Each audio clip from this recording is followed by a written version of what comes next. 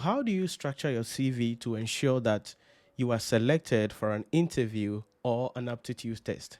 It is important you know how to structure your CV in a manner that will enable you to be the selected candidate through the sorting out process for the interview. That is also something that is crucial because this day and age, many HR firms and employers are using AI, that is artificial intelligence, to first sort out CVs to find out which of the CVs they've received actually reflects the role or the job description that has been advertised, to enable them to quickly go through those key CVs and select the appropriate candidate for an interview and ultimately help them to be able to get a candidate to fill the job. So the question then is, how do you structure your CV? It's important because the CV is the opening. The CV is your first introduction to the employer, to the HR firm. So if you don't structure it well and you put together things just anyhow, you will send out CVs, send out CVs, send out CVs, pray and pray, fast and fast, but you will still not get any job. It is not because there is a demon after you or there is a problem with you. The problem could be that you are not structuring a winning CV to help you to get the job. So in this video, I'm going to be sharing with you the 5 key rules that you have to follow in structuring a successful CV so that the next job that you apply for, you will be among the shortlisted and ultimately be among the people who will be going in there for the interview and ultimately get the job. So what are these rules? And what are the things that we need to look out for? The first rule of preparing a successful CV is you cannot prepare one CV and send to different companies even for similar job application. There has to be some uniqueness, especially as each company may require different targets for the same job description. This is one of the errors people commit. They sit down, prepare one CV, and then the same CV, they send it out to 10 companies, 15 companies, thinking that one way or the other, one of them will get. That is the first rule you need to understand. Each company, each employer may be looking for a certain requirement specifics based on the job description. So you cannot have one CV and share that CV among all the employers or all HR firms. There has to be unique CVs for each of the job applications that you are going in for. Number 2, as much as possible, let your CV be a one-page document highlighting the key points that is needed. Ensure you avoid including unnecessary points in your CV. Your CV has to be a one-page document as much as possible. I don't care how long you've been working. There are many people who have 2-page, 3-page, 4-page CVs, and it includes a lot of unnecessary things. What are some of these things? For instance, someone includes that, yeah, when I was in high school, I was the school prefect. When I was in the university, I was the LSRC secretary. All right. How does that translate to the job that you are applying for? What is there that will help us to know? The fact that you are an SRC vice president, you're an SU president, or you were the school prefect or the girls prefect does not mean you can do the job as an accountant, as a CFO, as a marketing officer, as a sales agent, or as any other role that a company is advertising for. So it is important that you ensure that your CV is a one-page document highlighting the key points that must be taken care of and looked at. Now, a couple of examples are available here. So you're going to be seeing popping on your screen here a couple of examples that we can talk about when it comes to, discussing the issues relating to CV. So you see the example that I have here. Let's look at the example that I have here. So you realize that this is a one-page CV for a graphic designer. I want you to be mindful and pay attention to the way things are structured. You see the image of the person there. So we have an idea of who you are. We see you. We can identify you. We can know what you represent from your image. There's an email there. There is a phone number there and some social media links. That is very important because this day and age, you want to also show the employer your social media presence, what you've been doing on social media. Even if you don't tell them, they will go look for it. So why not be transparent and provide them with your social media, like your LinkedIn profile, your Instagram profile, because they will dig anyway in that case. But what I want you to take note of is on the left side, still under the image, you realize that this CV is for a graphic designer job. Hence, look at the skills: color theory, typography, UI design, time management, adaptability, problem solving, communication. You realize that the first three issues relates to directly the job. Then, if you're a graphic designer, what software are you good at? So Adobe Premiere Pro and those kind of suite.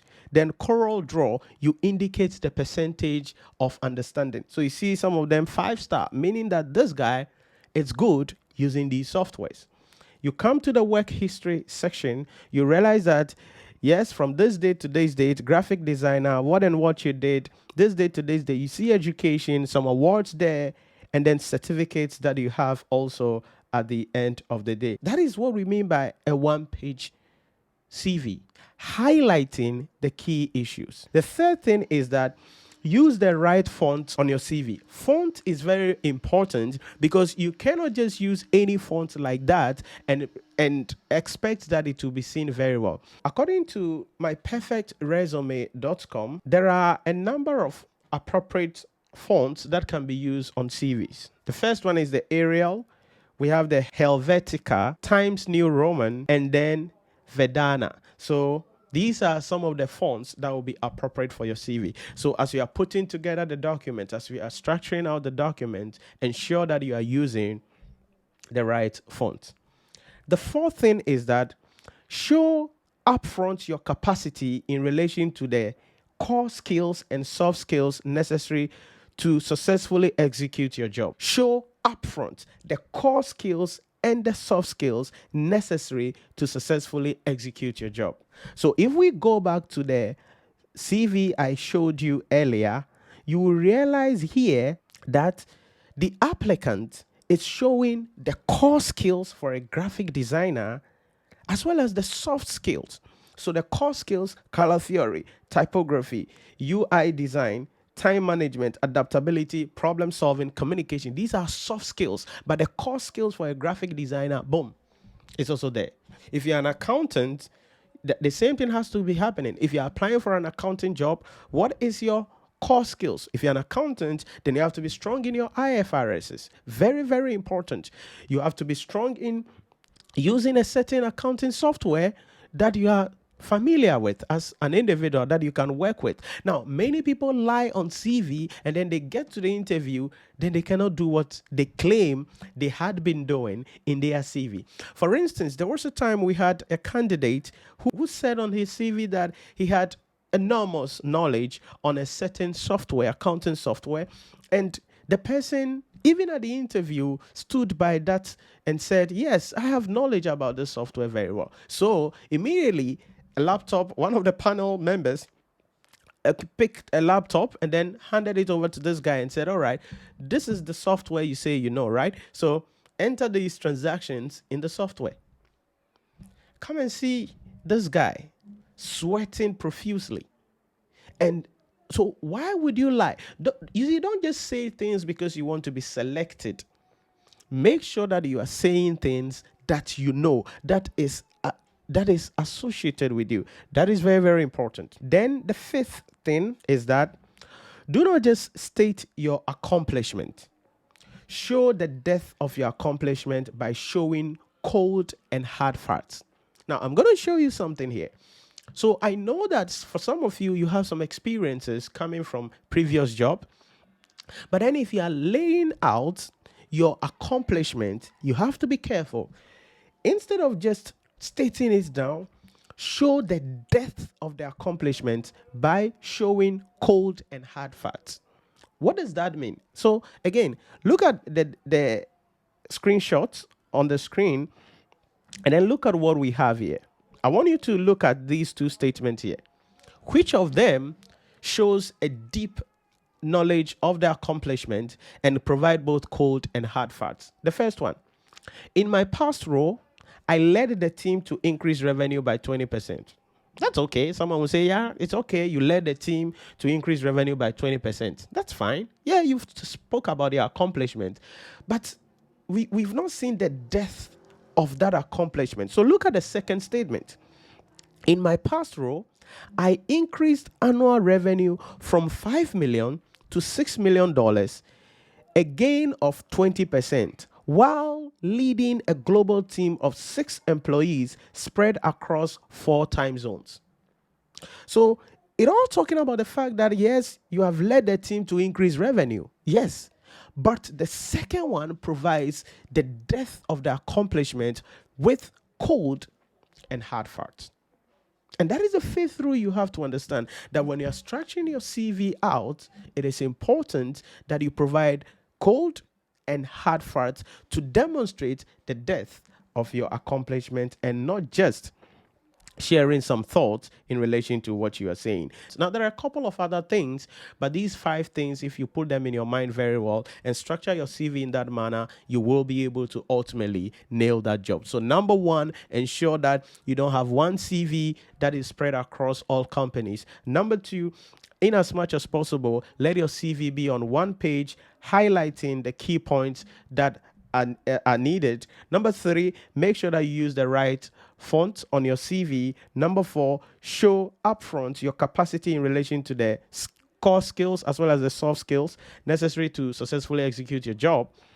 And number 5, do not state your accomplishment. Show the depth of your accomplishment by showing code and hard facts. I believe that if you follow these rules, you will be able to nail your next job, definitely at the end of the day. If there are any other things that probably I didn't cover, which I know I have not covered, you can leave it in the comment section. I will really be excited, and let's share it together with the community. And remember, share the video, subscribe, as well as comment below any other things in HR that you would want me to share on. I will see you in the next broadcast.